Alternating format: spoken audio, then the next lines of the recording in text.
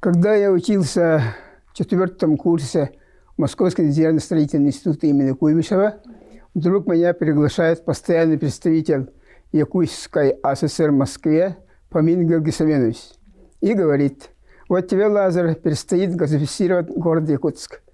В связи с этим Совет министров Якутской АССР договорился с Московским городским советом трудящихся, что они разрешили тебе пройти преддипломную практику в Московском образцовом газовом хозяйстве.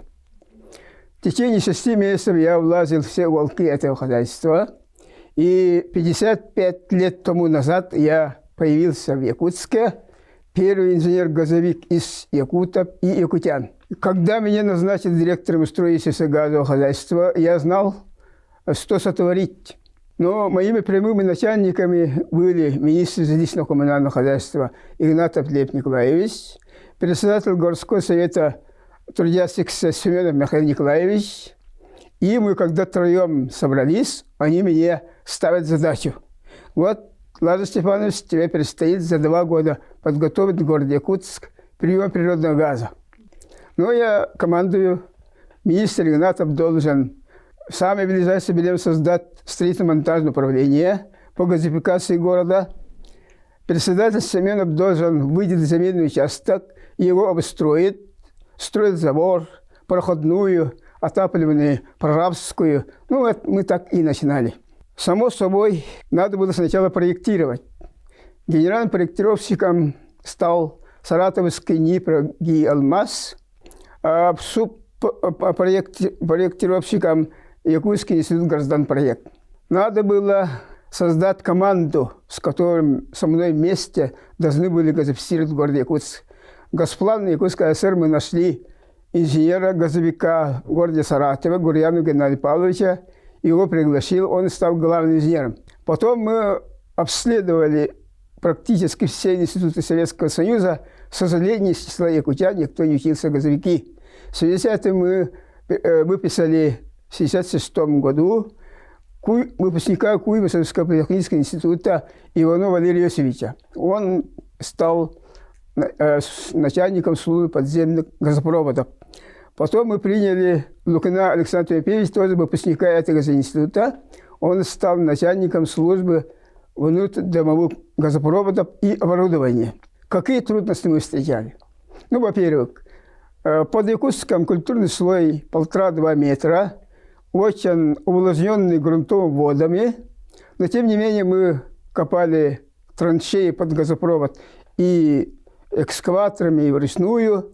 Во-вторых, была очень плохая исполнительная документация подземных коммуникаций. Ну, коммуникации – это электрические телефонные кабели. Такой случай вспоминается, когда мы экскаватором копали траншеи площади Орджоникидзе, мы порвали правительственную связь. Конечно, это был скандал большой, но зато он натолкнул на мысль, что надо искать трассоискатели. Мы в Советском Союзе нашли самый современный трассоискатель, который определяет до 1 метра глубину все, что там лежит. Этот перевод нас, конечно, спас от многих неприятностей. Само собой, газопроводы проводить очень трудные, серьезные требования. В частности, каждый сварной шов, не только там ставится клеймо сварщика, но каждый шов электрограммируется, то есть рентгеном освещивается этот стык и проверяется правильность его сварки. То есть очень большие требования были. Мы были молоды, планы были наполеоновские, поэтому параллельно решили газифицировать город Алдан, поселок Чульман, жидким газом. И мы намеревались при удачном исходе эксперимента газифицировать населенные пункты жидким газом, куда долго не перейдет природный сетевой газ. Надо сказать, что я каждый месяц или 2 месяца уходил на командировку 10 дней, доставая материалы, трубы, задвижки, изоляционные материалы и так далее. То есть очень напряженная работа была. Первым мы должны были природный газ дать центральной электрической станции и 54-й квартал города Якутска. Мы большие трудности встретили газификации квартир в жилых многоэтажных домах. Но, тем не менее, это дело нам все-таки общим усилием удалось. В частности, я хочу рассказать, как мы прокладывали газопроводы, городские газопроводы. Это очень специфичная работа, поскольку магистральный газопровод, там никаких коммуникаций нет, там особо каких-нибудь преград нет. В городе Якутске это же каждая улица своя специфика, своя инженерная коммуникация, поэтому мы встречали очень большие трудности по прокладке газопроводов. И могу сказать, что такой газопровод весь в межгрунтах впервые прокладывался. Поэтому мы институтом вместе договорились, что под газопроводом будет полметра песчаной, так сказать, постель. После укладки газопровода сверху полметра песчаной одеяла, чтобы он мог двигаться, ему не мог воздействовать поверхность морзовой трещины. И я помню, третий или управляющий Бессонов Владимир Петрович тогда работал мастером по строительству газопровода, головного участка. Я перехожу к нему после какого-то совещания, нарядный, директор строительства газохозяйства, и говорю: слушай, а ты почему нарушаешь-то? Где это самое, постель песчаная? А он говорит, там торцель стоит внизу, и говорит: здесь грунт мягкий. Строительные нормы позволяют в таком грунте. Я говорю: ты кончай это дело. Я не приму газопровод. Ты сделай постель. Но он говорит: ладно, Степан, ну заходи, посмотри. Здесь грунт очень хороший, песчаный. Я говорю: у меня единственные брюки и хорошие ботинки. Я твой грязь туда зайду, что ли? Смотри, сделай. И он говорит, потом вспоминал, да, пришлось этот постель делать. То есть требования были, конечно, очень суровые. Или посмотрим, как газофицировались жилые кварталы, поселенные многоэтажные дома. Ну, я тогда был совсем молодой. Ага. Сегодня видите, какой я мощный. Поэтому иногда хозяин меня брал за шиворот и кидал в коридор. Твой газ мне не нужен. Но я был молодой, нервы крепкие, поэтому я к нему постучался, заново заходил договариваться. Не ссориться, договариваться. А ты почему меня... Ты газ не хочешь, ты меня выгоняешь. Он говорит: да у меня больная бабушка или там больной ребенок. Я говорю: ну какое дело-то? Ты, когда он выздоровеет, мне позвонишь, телефон у нас такой. То есть мы каждый раз договаривались, что мы встречали очень большие трудности, потому что тогда население поваивалось с газа. Это же еще газа не было. Там стояли угольные печь Сущевского, которым они пищу приготовляли. Ну, поэтому я и говорю, что, мы практически провели социально-технические культурные революции.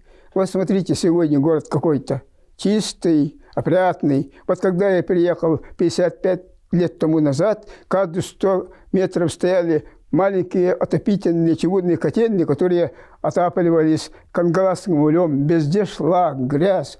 Зимой снег черным-черно. Поэтому... само собой, газификация – это дело не только очень удобное, но это очень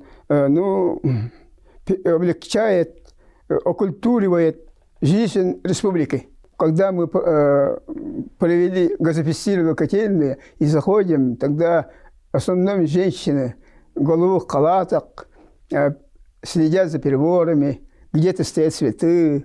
Так это было очень... здорово, приятно. Мы гордились со своей работой. Ну вот, я помню, я оставал в Москве в системе «Кристалл». Я учился, когда в институте учился, я дружил с студентом Валерием Белодворским. Отец этого Валерия, Белодворский Юрий Максимович, оказывается, является главным инженером Главгаза России. Вот это обстоятельство мне в этой работе здорово помогло, потому что я приезжал большими заявками и заходил Юрий Максимович, он говорил: ну давай, на этот раз какие у нас задания. Берет красный телефон и дает задание. Вы отгрузите такие-то материалы. Большой Невер, адрес дирекции строительства газохозяйства. Само собой, это была очень большая помощь, такой идеологического порядка. И помню, однажды я уперся в совершенно нерешаемую проблему. В городском кольцевом газопроводе большом требовалось 13 стальных задвижек диаметром 325. Оказалось, в Советском Союзе таких задвижек выпускать только 200 штук. А вот одной республике 13 отдать – это совершенно нереально. Поэтому Юрий Максимович посоветовал: ты найди председателя Совета Министров или его первого заместителя, идите начальнику Госснаба СССР Дымсицу. Такой величина, да? Это министр Советского Союза. Вот в это время был якутский первый заместитель председателя Совета Министров Якутской ССР Игнатов. Мы пошли к нему втроем, постоянный представитель Помин, Игнатов, я.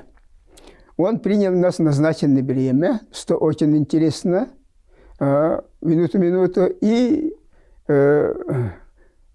выслушал нас. Ну, там Игнатов это дело аргументировал здорово, потому что в 1967 году исполнялось 50 лет Великой Октябрьской пролетарской революции. В это время столица Национальной Республики Якутская ССР подается природный газ. Это очень имеет большое, не только экономическое, очень большое значение.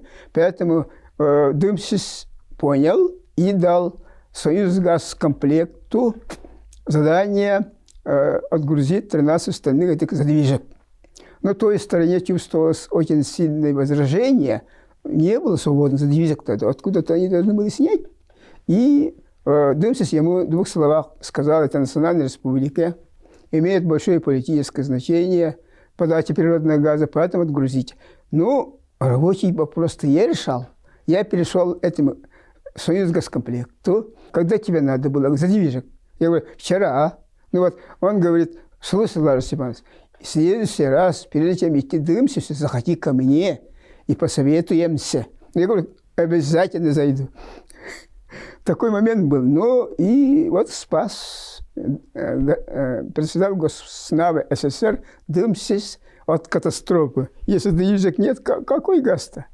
Я думаю, они до сих пор служат. И вот мы сегодня убеждаемся, что мы положили фундамент надежный, и по этой части никаких неприятностей нет. Таким образом, 4 инженера: Филиппов Владимир Степанович, Гурьянов Геннадий Павлович, Иванов Валерьевич и Люкин Александр Тимофеевич – это первые пароходцы, которые в условиях крайнего севера, месте мерзлых грунтов, впервые газифицировали город, аналог которого в мире нет.